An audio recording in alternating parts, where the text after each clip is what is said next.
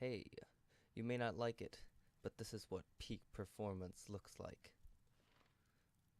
This is the first of 3 videos that show my process for crafting the strongest possible gear in Skyrim.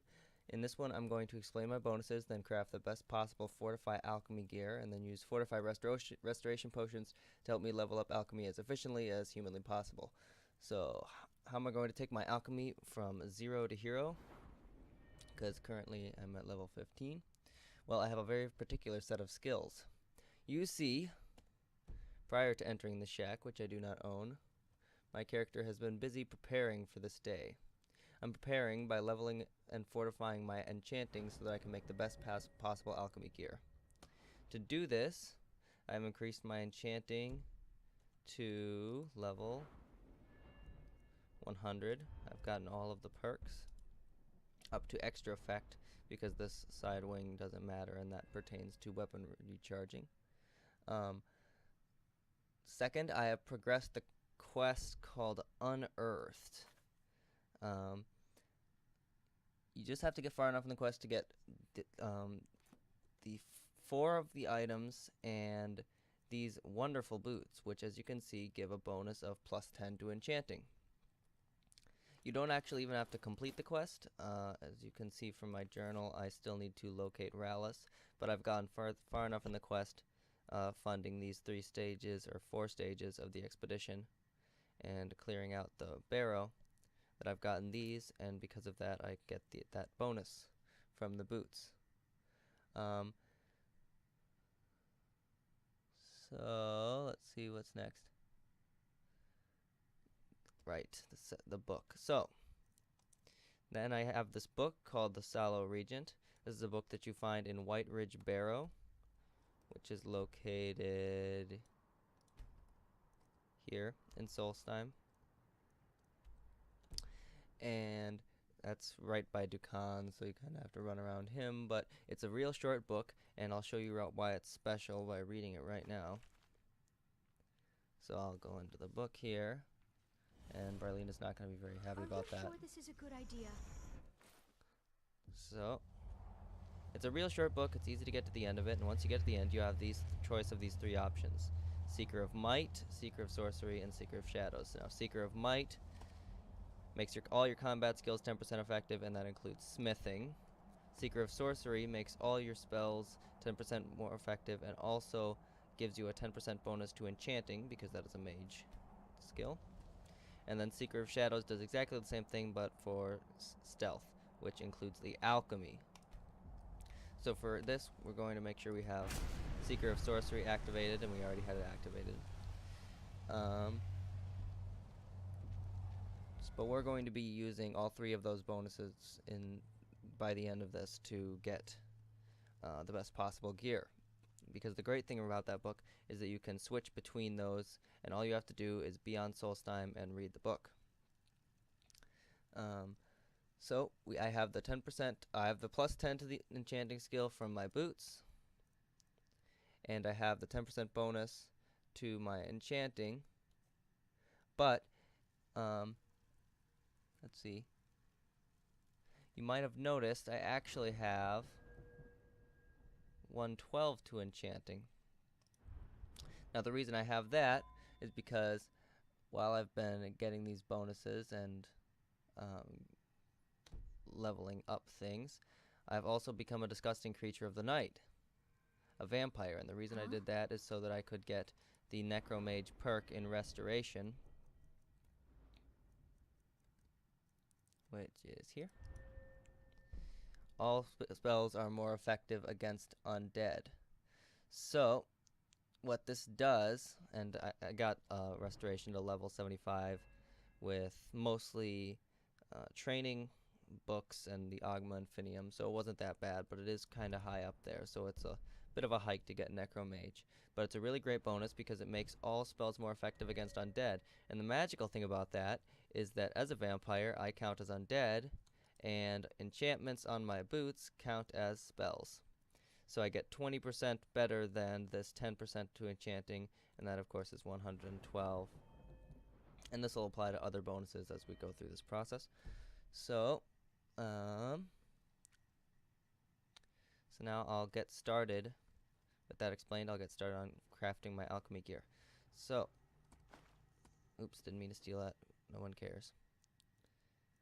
I'm going to take a Falmer helmet, a necklace, it's copper and sapphire circlet, but the type of circlet doesn't matter, and one of these rings. So, drop that. This will be my first set of gear. The circlet, the helmet, the gloves, the ring, and the necklace. And I'll start crafting these. Now I know what you're thinking. You're wondering why I didn't whip out my enchanter's elixir, and there's 3 reasons why I don't use those. The first reason is they're a pain to get. The second reason is they don't make a difference because you can make a way better than a 25% better enchanting elixir after making just one set of this gear. And the third reason, let's see, what was that?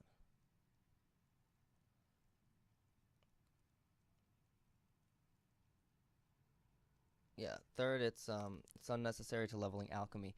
Now, we do want to have the best gear when we're switching between alchemy and enchanting. But for now, we're just leveling alchemy, and we're going to be making better gear anyway, so you'll see it really doesn't matter. So, I'll just get crafting my first set of alchemy gear, and this is going to give me a great head start in leveling my alchemy.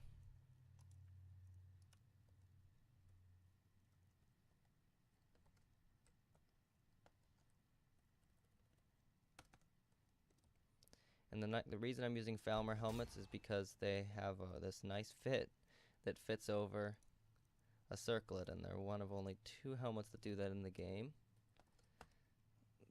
That count they count as masks, I believe. Also, the Penitus Oculatus helmets are the other ones that do it, but I'm not running the Dark Brotherhood. So I'll get a necklace.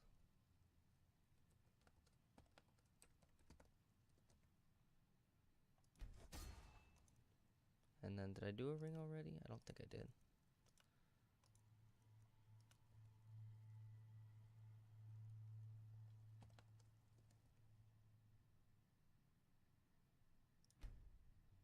I actually accidentally misnamed that.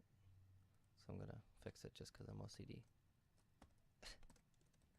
Not really OCD though, fake OCD. What people say when they do things that are irrationally nitpicky. Okay, so I have all of this gear, which reads 29% more powerful potions. But since I'm a vampire with Necromage, what we're actually going to see here is 36% more powerful. So I'm now going to use this to craft my first set of potions. So I'll take my ingredients out of here.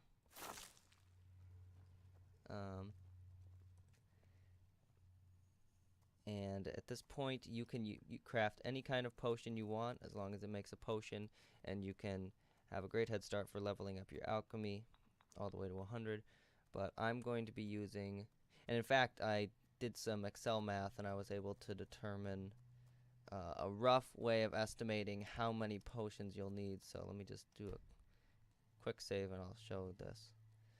So there's a magic number, which is 22,000, and if you have gear that's at the level of mine, then you divide 22,000 by the value of your first potion, the base value potion. So I'm gonna try to get one. I should have Tundra Cotton and Red Mountain Flower. So if I make this one, I have a base value of 187. Pulling up a calculator, 22,000 divided by 187 gives me 1,176. So it would take me 1,176 of these potions to get from 15 to 100 with alchemy at that value, assuming I had leveled the perks as I went. Now, if I used a better potion, so I'll do one of those. Let's say I did a potion with a Giant's Toe, and wheat, and all the way up at the top because I did them in the wrong order. A creep cluster. So the base value of that we get 2,258. So if I just pull up a calculator again here, 22,000, and this number might be slightly different because I wasn't using the Sala region. 2,200 divided by, what was it? 2258. 2258 gives me 97. So it would take more like 100 of these potions, whereas it was going to take over 1,000 of the other one. But it's going to take us way less even than that potion when we use Fortify Restoration. So I'll get going on that. So to make a Fortify, oh, that's an interesting view. To make a Fortify Restoration potion, we're going to use a Besian Longfin and salt piles. So I'll get a potion that makes my restoration spells 58% stronger.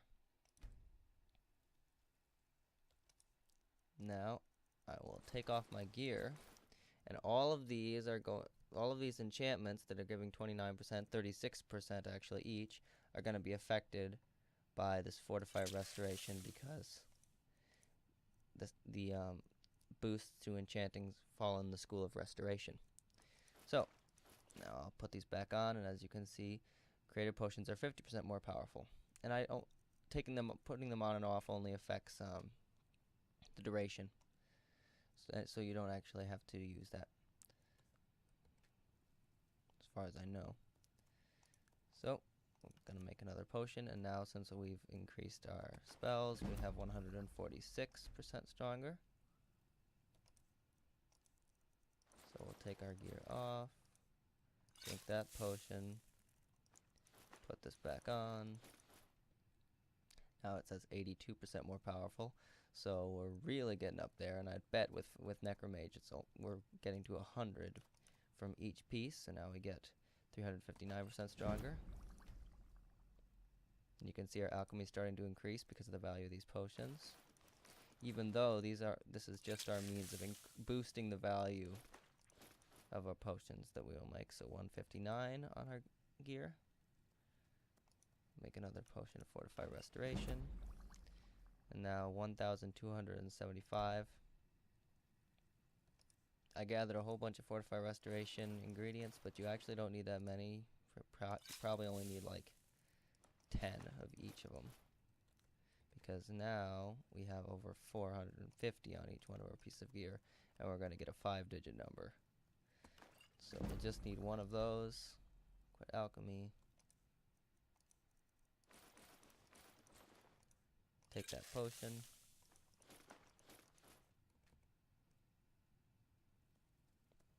And then we can make any potion at all from here, and it should get us to 100. So let's do that Giant's Toe one. And I'll grab the creep cluster from up here.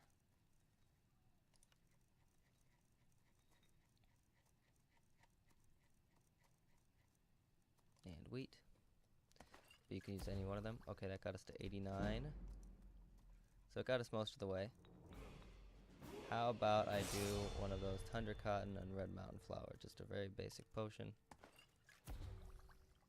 Gets us to 92. 1, 2, make a few more of them, but very common ingredients. And we've gotten alchemy all the way to 100.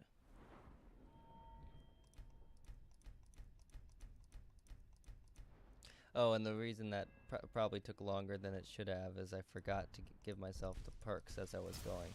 If I'd done that, it would have gone even faster, because the potions you make get affected by Benefactor for 25% greater magnitude, and Physician for 25% more powerful, or 25% more magnitude if you're making a fortification of health, magic, or stamina. And then of course there's this one. So that's our alchemy to 100. That's the first part of this video. In the second part, I'm going to show what you can do with 100 alchemy.